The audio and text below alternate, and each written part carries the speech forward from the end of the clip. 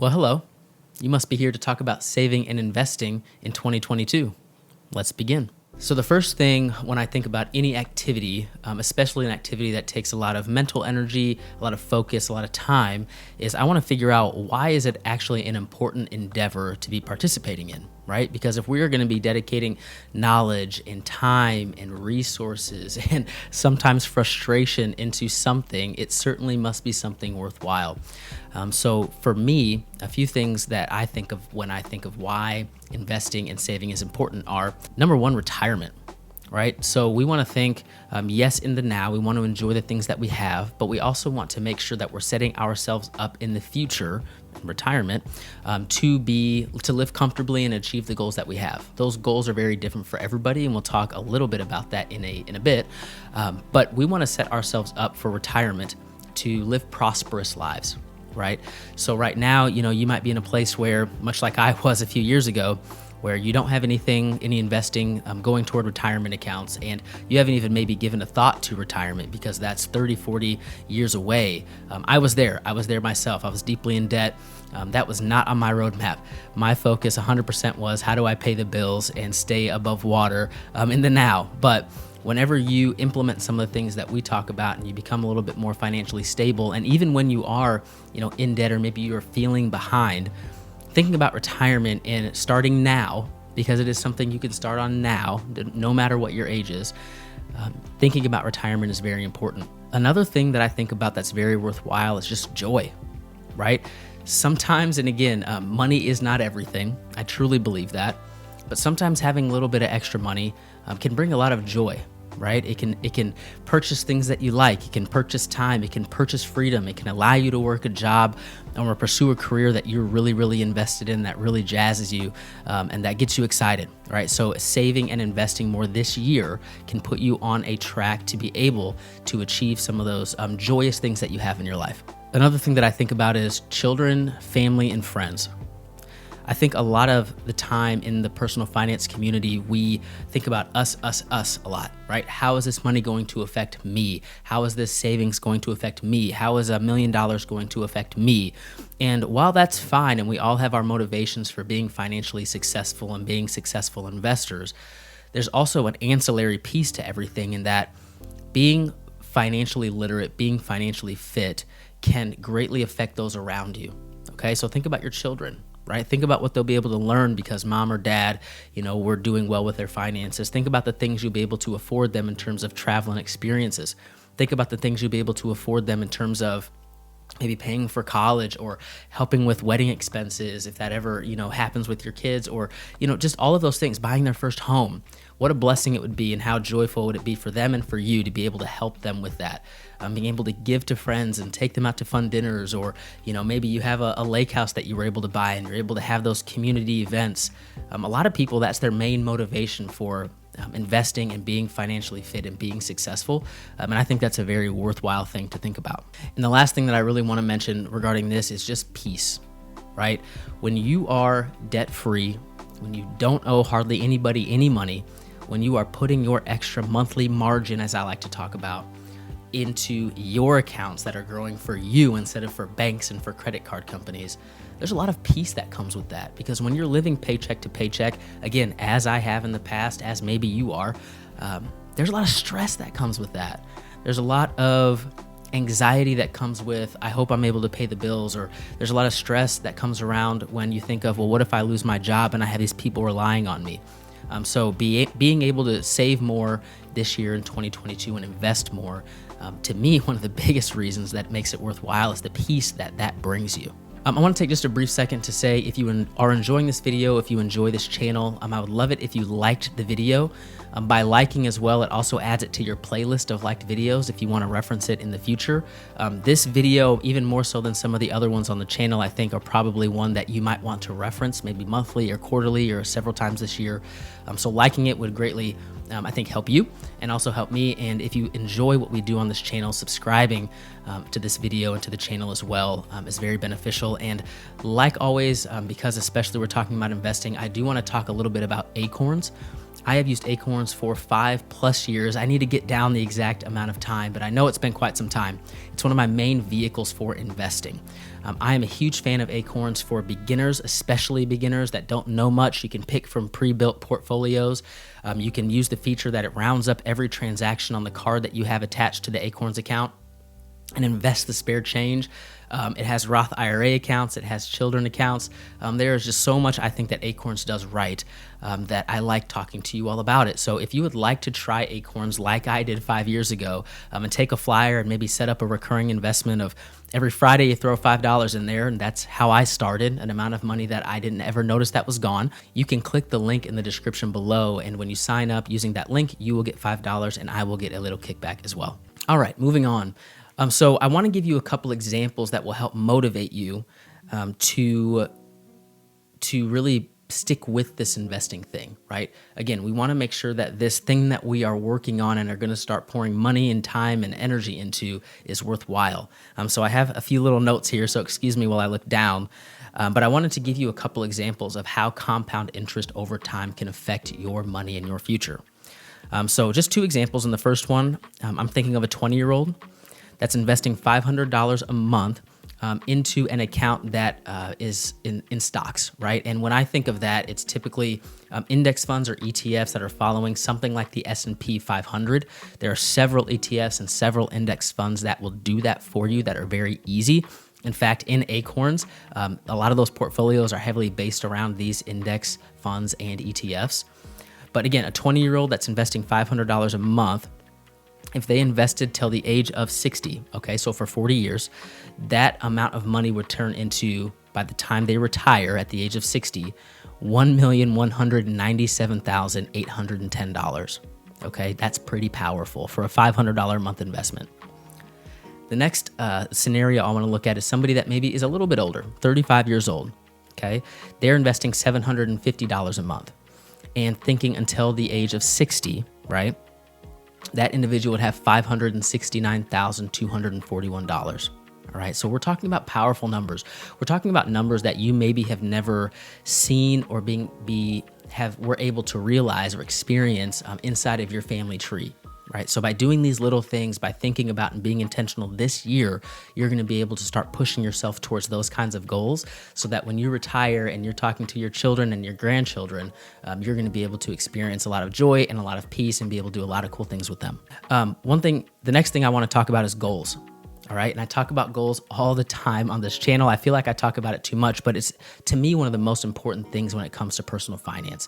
If you are not shooting for something, again, whatever that is, more joy in your life, more peace in your life, purchasing a home, retiring comfortably, traveling, being debt-free. If you are not focusing on goals, you will lose motivation very quickly. You need to have something strong that's pushing you, that's motivating you, okay? So the next thing that you need to do and really think about is what matters to you a lot. Write those things down, flesh those things out. I don't want to spend too much time here, but goals are incredibly important. And if you don't have any goals written down, whether it's in your computer, on your phone, in a notebook, like I have here, when this video is over, I would highly encourage you to go about and doing that.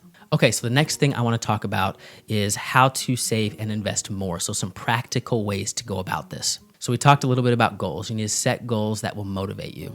But the next thing that you need to do is you need to develop a budget.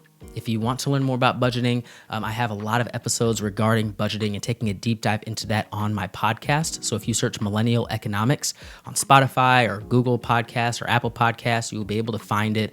It's a podcast that I have been doing for about 2 years now. I think we're on the 83rd episode. So I'd highly encourage you to do some research there if you want to learn more and take a deeper dive into budgeting. But you need to build a budget.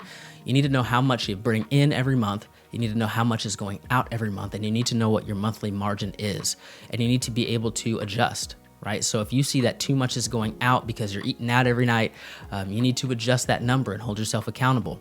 You need to get that monthly margin to a comfortable place. Again, not necessarily going full bore where you're not eating nothing but beans and rice and you're living a miserable life. And for some people, that's what they like, right? So do what works for you. But a balanced life where you have a healthy monthly margin and you you're able to use that to start building wealth in the future, okay? One thing I will say is maybe the monthly margin, there just isn't much there to work with, and there's not much maneuvering that you can do. So maybe you need to go and pursue another job or build a side gig. These are things that you need to be thinking of, because this monthly margin is what we are going to use. It is our tool, it's our shovel, it's our hammer, it's our nails that we are going to use to build this future for ourselves. The next thing, if you're not, you need to become debt-free. Okay, that's the first thing, especially high interest consumer debt. We're not going to go too much into the weeds here, but if you have credit cards, personal loans, even student loans, car loans that are high interest, you need to pay those things off before you start investing. Those things are kind of dead weight that you're pulling along and are going to hinder you from being able to invest more and be very aggressive with your investing. Additionally to that, you are paying interest to these people that you have this debt with. Right? And we want to get out of the habit of paying interest to people, and we want to get into the habit of building interest on our money. And the next thing you want to do is establish an emergency fund. So you need to have typically 3 to 6 months, depending on, how many people are reliant on your income, what your risk tolerance is, but typically 3 to 6 months just sitting in an account. I like a high interest savings account like Yada. And if you're interested, there is a referral link in the show notes to sign up with Yada. You get 100 free tickets. I get a little kickback for referring you. But I really like Yada Savings. A high interest savings account is a great place to hold an emergency fund. Okay, so now that we have some of these principles in place, we need to look at our monthly margin, and now we need to start having some fun, right? So now we need to start investing. I don't ever give financial advice regarding what to invest in. That is not what we are gonna do here, but I'll talk a little bit about what I have done in terms of investing, what I've invested in, and what I have found to be successful. Before I get too much into that, though, I want to talk about some tips on how to keep yourself investing large amounts of money and consistently. Because what you'll find is if you don't have some structure around what you're doing, you'll be really aggressive and do really well one month, just like a diet, and then the next month you'll do really poorly, and then the next month you might do okay. We want to keep our investing steady and consistent, okay? That is the key here. We want to make sure that we are hitting all of the milestones that we have in place for us. So the first thing that I do is I automate a lot of my investing. One of the easiest ways that you can automate investing, particularly into retirement accounts, is to simply invest in a 401k plan that you probably have or hopefully have or might have with your employer. I would highly encourage you to invest as much as you can into this account, especially at minimum up to the match that your employer might have with you. Okay, so if you invest 6%, and if you do that, your employer invests 3% to match that up to 3%, invest the 6%. That 3% is free money, and it's something you certainly want to take advantage of. Also, I have a little bit of a formula with my monthly margin. So what I do, and my monthly margin is outside of any 401k or Roth IRA investing that I do. Okay, but with my monthly margin, 65% goes to an Acorns account that's diversified. Again, it's a lot of index funds, ETFs, bonds, international funds. 30% goes to an M1 Finance account. Quick plug for M1 Finance. If you're interested, I do like their service. You can click the link below, and I believe you get $100 when you invest your first $100. You have to check the description for that. Double check me on that one. But I've been using M1 Finance for quite some time. I use that account for my dividend investing. So I have 2 ETFs, one that's a high yield ETF and one that's a high growth ETF. And I throw 30% of my monthly margin into that. And then lastly, I throw 5% of my monthly margin into cryptocurrency on my Coinbase account. Again, there is a link in the description below. If you'd like to use that, I think you get a kickback. I'd have to double check what that is, and I get a little bit for referring you. But that's not what this video is about. I feel like I'm doing that a lot. But I do use Coinbase. I have found that to be a great platform. I do 5% of my monthly margin into that. I take a little bit of that 5%, and I just started investing into NFTs, which stay tuned. I'm going to post a video about my experience here very soon. Okay, so I have these systems in place. So when I have my monthly margin, I don't need to kind of guess or throw it here or there. I know where that money is going, and it makes it easy for me because I don't have to think too much about it. One note on investing, simple is better. Okay, in my experience, if I keep my investing simple and it's not overly complicated in a portfolio where I own 20 stocks and I'm buying and selling constantly and I'm buying and selling crypto all the time, and that's not how I like to invest. I don't have the time and I don't have the mental energy for that. With a wife and 2 kids and a dog and family stuff and all the stuff that I do and work, I don't have time for that. So I keep my investing very simple. A big way that I do that is investing in those ETFs and index funds like I talked about. The next thing I'd like to mention is diversification. So I like those diversified ETFs and index funds. If you're not familiar with those, we're not going to talk too much today about that. Do some research, Google what is an ETF or what is an index fund.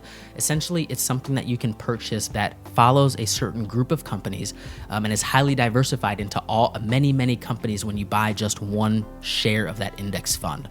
So it's highly diversified. It's a lower risk type of investment as opposed to buying cryptocurrency or an individual stock.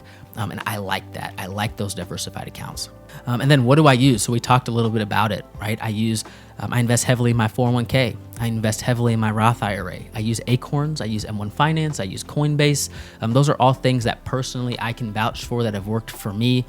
Some have worked for me for 5+ years, if we're throwing in the 401k there. Some have worked well for me for the past year or even couple months. But I do have experience with all those platforms, and they work great for me, like I said. So that is it. If you do these things, I think you will be on a great track to invest more, save more in 2022.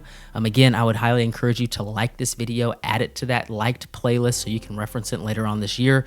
And last but not least, gratitude is the best attitude, and we will talk to you very soon.